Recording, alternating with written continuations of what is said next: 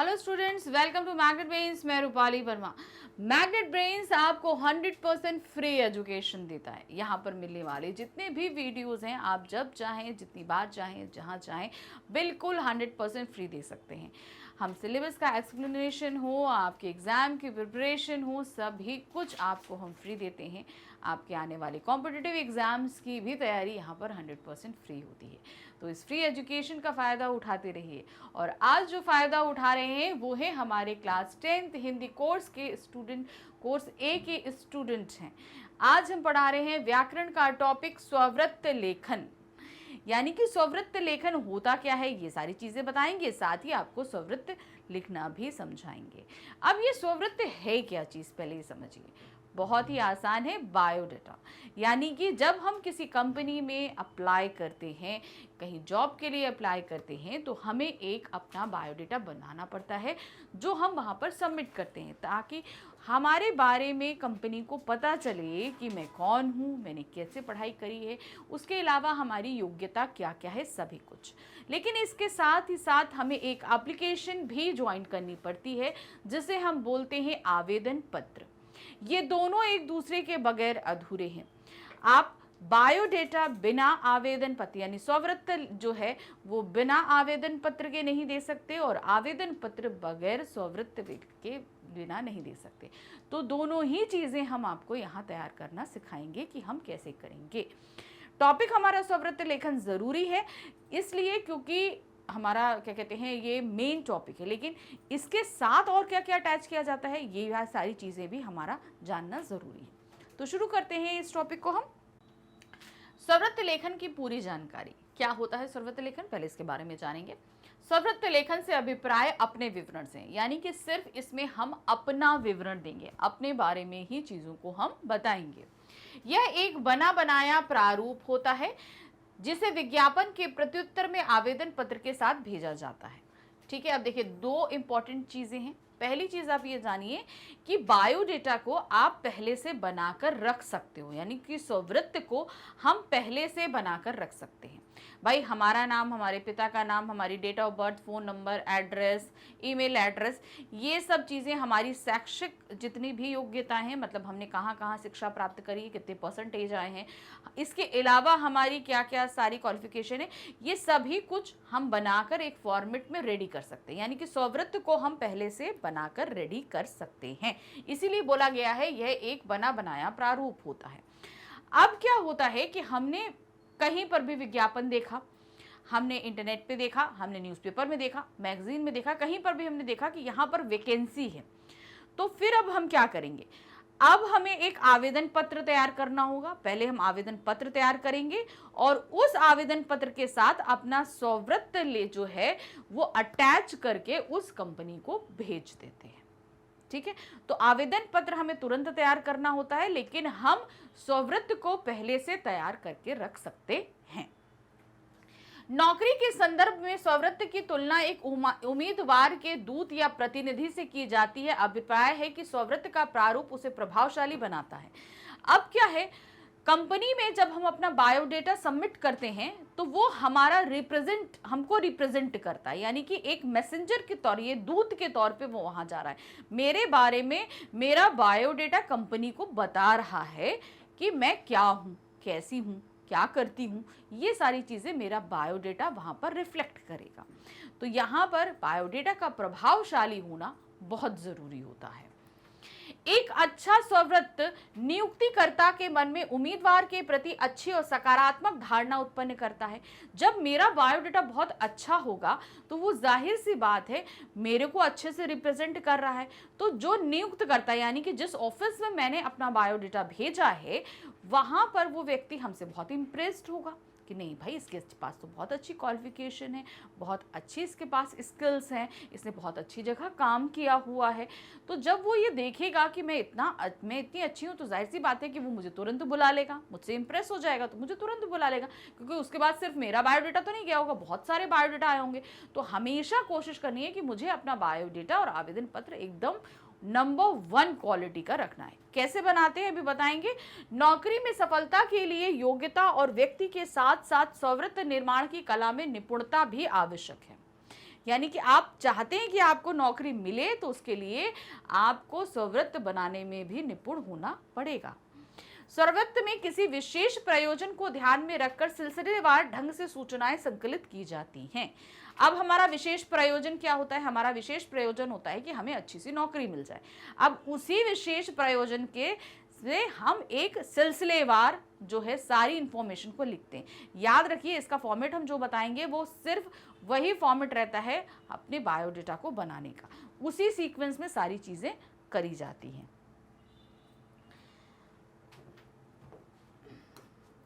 अब आते हैं, स्ववृत्त के दो पक्ष होते हैं। जो बायोडेटा होता है उसमें दो पक्ष होते हैं। क्या पक्ष होते हैं? पहला पक्ष वह व्यक्ति जिसको केंद्र में रखकर सूचनाएं संकलित की गई हैं, यानी कि पहला पक्ष वो व्यक्ति जिसको सेंटर में रखा गया है और उसकी सारी सूचनाएं हमने स्ववृत्त में एकत्र की हैं, यानी कि मैं। अगर मैं अपना बायोडेटा या स्ववृत्त तैयार कर रही हूं तो मैं इसके सेंटर में हूं और मेरे से ही संबंधित सारी सूचनाएं उस बायोडेटा या स्ववृत्त के अंदर होंगी। अब दूसरा पक्ष है नियोजन का, यानी कि जिसके पास हम वो बायोडेटा भेज रहे हैं, वो दूसरा पक्ष है। वो पक्ष क्या होगा? वो हमारे बायोडेटा को पढ़ेगा। ये दो पक्ष होते हैं, एक मैं और एक वो जिसके पास मैं वो भेज रही हूं, जो मुझसे पूरी तरीके से अनजान है, मुझे नहीं जानता। फिर है, स्ववृत्त में ईमानदारी होनी चाहिए, किसी भी प्रकार के झूठे दावे या अतिशयोक्ति से बचना चाहिए। जो आप हैं उसी को उसमें लिखिए, पूरी तरीके से ईमानदारी से। बहुत ज़्यादा अपने बारे में बढ़ा चढ़ाकर या झूठी बातें लिखने की ज़रूरत नहीं है, क्योंकि अगर आपने झूठी बातें लिखी या बढ़ा चढ़ाकर लिखी तो याद रखिए, जिस ऑफिस में आप भेज रहे हैं वहाँ पे एक्सपीरियंस्ड लोग हैं, वो आपके झूठ को तुरंत पकड़ लेंगे। और मान लीजिए सपोज अगर वो नहीं पकड़ पाते हैं और आप उनके ऑफिस में काम करने लगते हैं, तब तो आपका झूठ पकड़ जाएगा, ठीक है ना।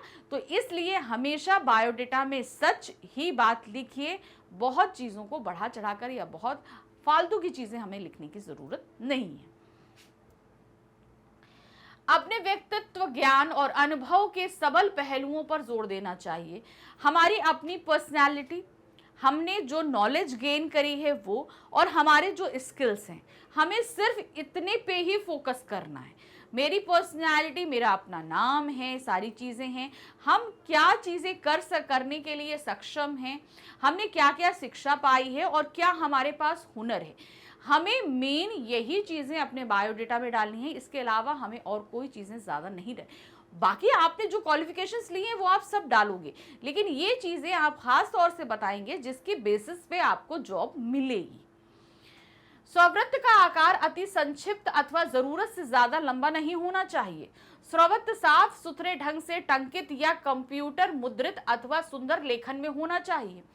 स्ववृत्त में सूचनाओं को अनुशासित क्रम में लिखना चाहिए तथा व्यक्तिगत परिचय, शैक्षणिक योग्यता, अनुभव, प्रशिक्षण, उपलब्धियां, कार्योत्तर गतिविधियां इत्यादि विस्तृत ब्यौरा होना चाहिए। अब ध्यान से समझिए क्या है, स्ववृत्त आकार में बड़ा नहीं होना चाहिए, क्योंकि इतना जिसके पास भी हम भेज रहे हैं उसके पास खाली मेरा बायोडेटा नहीं जा रहा, वहां बहुत सारे जा रहे हैं, तो उस कंडीशन में वो बहुत बड़ी चीज, बहुत बड़े बायोडेटा पे हाथ नहीं मारेगा। अब देखिए, बायोडेटा दो तरीके से तैयार होता है, एक बड़ा भी होता है, एक छोटा भी होता है। किस तरीके से? देखिए, जब आप तुरंत कॉलेज करके निकलोगे तो जाहिर सी बात है कि आपका बायोडेटा छोटा रहेगा, क्योंकि आपके पास अभी आपकी प्रोफेशनल क्वालिफिकेशंस कुछ भी नहीं है, ठीक है। आपके पास क्या है? आपकी एजुकेशनल क्वालिफिकेशन है, प्रोफेशनल क्वालिफिकेशन कुछ भी नहीं है। तो इस कंडीशन में आपका बायोडेटा छोटा रहेगा। तो ये जो है ना, आपके जो नॉर्मल जो वैकेंसीज निकलती हैं उनके लिए ठीक रहता है, लेकिन जो हाई प्रोफाइल वैकेंसीज होती हैं जहां पर एक्सपीरियंस्ड लोग अपना बायोडेटा देते हैं, उनका बायोडेटा 6-6, 7-7 पेजेस का होता है। क्यों? क्योंकि उन लोगों ने अभी तक बहुत जगह काम कर लिया होता है, इसलिए उनके पास इतनी प्रोफेशनल क्वालिफिकेशन होती हैं कि उनका बायोडेटा बहुत बड़ा होता है। तो अब यहाँ दो तरह के बायोडेटा हुए, एक तो वो जो कॉलेज से निकलकर तुरंत अप्लाई कर रहे हैं, उनका बायोडेटा छोटा रहेगा, और जो बहुत ही हाई प्रोफाइल पोस्ट के लिए करते हैं उनका बायोडेटा हमेशा बड़ा होगा, क्योंकि उनके पास प्रोफेशनल क्वालिफिकेशंस होती हैं। तो ये दो चीज़ें अंतर होती हैं। जैसे जैसे आप काम करते जाओगे आपको बायोडेटा में ऐड होता जाएगा और आपका बायोडेटा बड़ा होता चला जाता है। ये अब सबसे पहले ध्यान रखिए कि ये बायोडेटा एकदम साफ सुथरा बना होना चाहिए। आपका टंकित मतलब या तो टाइप्ड होना चाहिए या कंप्यूटर द्वारा टाइप्ड होना चाहिए और सुंदर। अगर आप वैसे हाथ से लिखा हुआ अप्रूव्ड नहीं होता है तो इसे टाइपराइटर से टाइप होना चाहिए या कंप्यूटर से जो निकलवा लीजिए उस तरीके से। स्वव्रत में सूचनाओं को अनुशासित क्रम में लिखना चाहिए, मतलब इनका एक क्रम निर्धारित है, उसी क्रम में लिखा जाता है। सबसे पहले व्यक्तिगत परिचय देते हैं, फिर शैक्षणिक योग्यता आती है, फिर आता है आपका अनुभव यानी एक्सपीरियंस, फिर प्रशिक्षण, आपने क्या क्या चीज़ें क्या कहते हैं जो आपकी अनदर जो स्किल्स हैं उनका जो आपने प्रशिक्षण लिया है, आपने ट्रेनिंग ली है, उपलब्धियां आपने क्या क्या कहाँ से कौन से प्राइज जो है गेन किए हैं वो सारी चीज़ें। फिर है कार्योत्तर गतिविधि, अपने कार्य के अलावा भी आप जो और गतिविधि में संलग्न हो उन्हें भी आप लिख सकते हैं। इन सब का ब्यौरा आप इसी सीक्वेंस में देंगे। अब परिचय में क्या आता है, सबसे पहले हमने बताया नाम, आपका डेट ऑफ बर्थ, आपकी उम्र जो है वो, पत्र व्यवहार का पता, टेलीफोन नंबर, ईमेल एड्रेस इत्यादि लिखे जाते हैं। तो परिचय में हम सबसे पहले ये लिखते हैं। अब आते हैं हम अपने आवेदन पत्र। हमने बताया ना बायोडेटा जो है यानी कि स्वव्रत बिना आवेदन पत्र के नहीं भेजा जाता। अब आवेदन पत्र लिखा कैसे जाता है ध्यान दीजिए। यहाँ पर एक वैकेंसी निकली थी पेपर में, उसको देखकर ये आवेदन पत्र तैयार किया गया है। तो कहाँ था देखिए, सर्वोदय बाल विद्यालय गोल मार्केट दिल्ली में हिंदी विषय पीजीटी पद रिक्त है। विज्ञापन के अनुसार अपनी योग्यता का विवरण प्रस्तुत करते हुए शिक्षा निदेशक को आवेदन पत्र लिखिए। अब आपने कहीं पर क्या हुआ, एक ऐड देखा यानी विज्ञापन देखा कि यहाँ पर जो स्कूल है एक सर्वोदय बाल विद्यालय गोल मार्केट दिल्ली में, वहां पर पीजीटी हिंदी पद खाली है। अब आप वहां पर अप्लाई कर रहे हो, तो अब इसका आवेदन पत्र आप कैसे तैयार करेंगे। आवेदन पत्र के लिए सेवा में शिक्षा निदेशक, शिक्षा निदेशालय, पुराना सचिवालय दिल्ली। तो जैसे हम एड्रेस लिखते हैं, जैसे लेटर लिखते हैं ना, उसी तरीके से इसका फॉर्मेट रेडी होगा। फिर उसके बाद विषय आप किस, क्योंकि एक औपचारिक है, आवेदन पत्र औपचारिक पत्र के अंतर्गत आता है तो इसमें विषय जरूर लिखा जाएगा। विषय है पीजीटी हिंदी पत्र के लिए आवेदन पत्र। तो सीधे सब्जेक्ट हम बताते हैं ना, जिस पर्पस में हम लेटर लिख रहे हैं वो हमारा सब्जेक्ट के अंतर्गत आता है।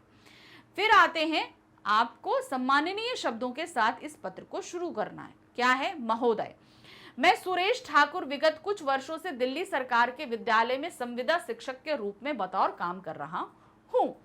मुझे ज्ञात हुआ है सर्वोदय बाल विद्यालय गोल मार्केट में हिंदी पीजीटी पद रिक्त है। मैं इस पद के लिए उचित योग्यता रखता हूँ, यह मेरे घर के निकट भी है। अतः श्रीमान से निवेदन करना चाहता हूँ, मुझे सर्वोदय बाल विद्यालय गोल मार्केट में बतौर हिंदी प्रवक्ता के पद पर नियुक्त करने की कृपा करें। तो ये हमने विज्ञापन देखा और उसके अनुसार हमने एक एप्लीकेशन लिख दी और उसके बाद हमने थैंक्स देते, धन्यवाद निवेदक, यानी कि आप निवेदन ही तो कर रहे हो तो आप क्या हुए, एक निवेदक हुए। सुरेश ठाकुर 302 गोल मार्केट नई दिल्ली। अब डेट आएगी 5 फरवरी। मेरा स्वव्रत आवेदन पत्र के साथ संलग्न है। तो सबसे पहले जो आपकी एप्लीकेशन गई वो इस तरीके से लिखी जाएगी। अब इसके नीचे आएगा आपका बायोडेटा। लेकिन अब जितने भी आप अटैच करते हो, मान लीजिए आपने यहाँ पर ये दिया मेरा स्वव्रत आवेदन पत्र के साथ संलग्न है, तो इसके साथ आपका स्वव्रत तो है, लेकिन अगर आप अपनी मार्कशीट भी संलग्न कर रहे हो, सपोज आपने अपनी हाई स्कूल की मार्कशीट, तो यहाँ पर आप लिखोगे हाई स्कूल की अंक तालिका, इंटरमीडिएट की अंक तालिका, स्नातक की अंक तालिका, स्नातकोत्तर की अंक तालिका। जो चीजें भी आप अटैच कर रहे हैं यहाँ पर आप लिखेंगे आवेदन पत्र में कि आप अपने एप्लीकेशन के साथ क्या क्या चीजें अटैच कर रहे हैं। ये कंपल्सरी। जैसे यहाँ पर हम सिर्फ स्वव्रत अटैच कर रहे हैं तो हमने अपना लिख दिया स्वव्रत अटैच, लेकिन उसके साथ अगर आप लीजिए मार्कशीट या प्रमाण पत्र सर्टिफिकेट भी अटैच करते हैं तो आप वो सभी लिखेंगे कि आपने क्या क्या अटैच किया है। फिर आते हैं अब स्वव्रत लेखन किस प्रकार बनता है। सबसे पहले ध्यान देना क्योंकि हमारा मेन टॉपिक है स्वव्रत कैसे बनता है।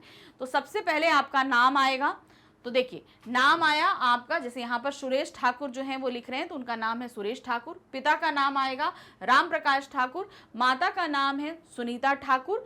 फिर आपकी जन्म तिथि, डेट ऑफ बर्थ है 30 जुलाई 1992। फिर है वर्तमान पता, आपका जो भी एड्रेस रहेगा उसे 302 गोल मार्केट नई दिल्ली, ये आपका एड्रेस रहेगा। फिर आपका दूरभाष, अगर लैंडलाइन नंबर है तो दूरभाष, नहीं तो मोबाइल नंबर है तो मोबाइल नंबर आप यहाँ पर लिखेंगे। फिर देखिए मोबाइल नंबर, दूरभाष यानी कि लैंडलाइन और मोबाइल नंबर दोनों ही यहाँ पर दिए, उनके पास दोनों थे तो उन्होंने दोनों लिख दिए। ईमेल एड्रेस कंपलसरी है, ईमेल एड्रेस दिया जाता है, ईमेल एड्रेस दे दिया। अब ये तो आपका व्यक्तिगत परिचय हो गया जो आपका था। अब आती है आपकी शैक्षणिक योग्यता, यानी कि आपने एजुकेशनल क्वालिफिकेशन, आपकी एजुकेशन क्वालिफिकेशन क्या है, ये सारी चीजें। तो इसके लिए आपको इस तरीके की पूरी एक तालिका बनानी होगी। ऐसा नहीं है कि हमने सिर्फ ऐसे ही रफली लिख दिया, पूरी तरीके से नीट एंड क्लीन के लिए तालिका बनाना जरूरी होता है, जिसमें क्रम संख्या, कक्षा, वर्ष, विद्यालय या बोर्ड, विषय और उत्तीर्ण प्रतिशत, आपने कितने प्रतिशत अंक प्राप्त किए। तो सबसे पहले आपने कौन सी, देखिए 10वीं से ही शुरू होता है, यानी क्लास 10th से ही आपकी एजुकेशन क्वालिफिकेशन मान्य होती है, तो वहां से हम देना शुरू करेंगे। सबसे पहले आया 10वीं, आपने 2006 में किया, सीबीएसई से किया। हिंदी, अंग्रेजी, सामाजिक विज्ञान और गणित से किया। आपके 72% मार्क आए थे, ठीक है, आपके 72% अंक आए थे। फिर आपने उसके बाद किया 12वीं 2008 में यूनिवर्सिटी ऑफ दिल्ली ई में, दिल्ली हिंदी, अंग्रेजी, इतिहास और अर्थशास्त्र से आपने किया। आपके मार्क्स आए 86%। फिर आते हैं आपने स्नातक यानी कि ग्रेजुएशन किया 2011 में यूनिवर्सिटी ऑफ दिल्ली, हिंदी से आपने किया है, आपके 69% आए हैं। फिर आपने बीएड किया 2012 में यूनिवर्सिटी ऑफ दिल्ली से, हिंदी में किया, 93% अंक आए। फिर है परा स्नातक या स्नातकोत्तर, कुछ भी आप बोल सकते हैं, यानी कि ये होता है post graduation, 2014 university of Delhi, Hindi, और आपके 79% जो है मार्क्स आए थे। तो ये पूरा आपका तालिका बन गई। अब इसके बाद आपके पास और अन्य योग्यताएं और क्या क्या हैं। कंप्यूटर में 1 वर्ष का डिप्लोमा, इसके अलावा भाई हम लोग बहुत सारे और भी काम करते रहते हैं ना, तो वो सारे आप भी कर सकते हैं। कंप्यूटर डिप्लोमा किया, फिर मैकेनिकल इंजीनियरिंग में 6 माह का डिप्लोमा लिया है। फिर है हिंदी, अंग्रेजी, जर्मनी, स्पेनिश भाषा की जानकारी है। आपको जो जो लैंग्वेजेस आती हैं वो आप यहाँ मेंशन करेंगे कि आपको ये लैंग्वेज आती है। फिर है योगा के क्षेत्र में 6 माह का प्रशिक्षण भी लिया है, यानी कि आप योगा भी अच्छे से कर लेते हैं। तो ये शिक्षा के अलावा जो आपकी और क्वालिफिकेशन है वो आपने यहाँ पर ली थी। अन्य योग्यताएं आपकी क्या हैं वो मेंशन करेंगे। फिर उसके बाद आती हैं आपकी उपलब्धियां, आपने और क्या क्या अचीव किया है। विद्यालय स्तर पर एनसीसी में उच्च प्रशिक्षण लिया है, आप एनसीसी के अच्छे कैडेट रहे हैं। भारत को योगा प्रतियोगिता में राज्य स्तर का द्वितीय पुरस्कार दिलाया है, यानी कि आपने जो है स्टेट लेवल में जो योगा प्रतियोगिता होती हैं उसमें सेकंड जो प्राइज है वो गेन किया है। फिर एक गणतंत्र दिवस परेड में भाग लेने का पुरस्कार भी लिया। गणतंत्र दिवस की जो परेड निकलती है उस पर आपने भाग भी लिया और उसमें आपको पुरस्कार भी मिला। तो ये आपकी उपलब्धियां थी, आपको जहां जहां से जो जो भी प्राइज मिले या वो आप यहाँ पर लिख देंगे। फिर आते हैं कार्योत्तर गतिविधियां या अभिरुचियां, यानी कि इसके अलावा आप और क्या क्या चीजों में इंटरेस्ट रखते हैं या और क्या काम आप कर रहे हैं। इसके अलावा क्या है, योगा अभ्यास आप करते हैं, क्रिकेट खेलते हैं, शास्त्रीय संगीत, गायन, वादन में विशेष रुचि है, ये आपकी हॉबीज हो गई। फिर है सांस्कृतिक कार्यक्रमों को आयोजन करने का अनुभव तथा रुचि है।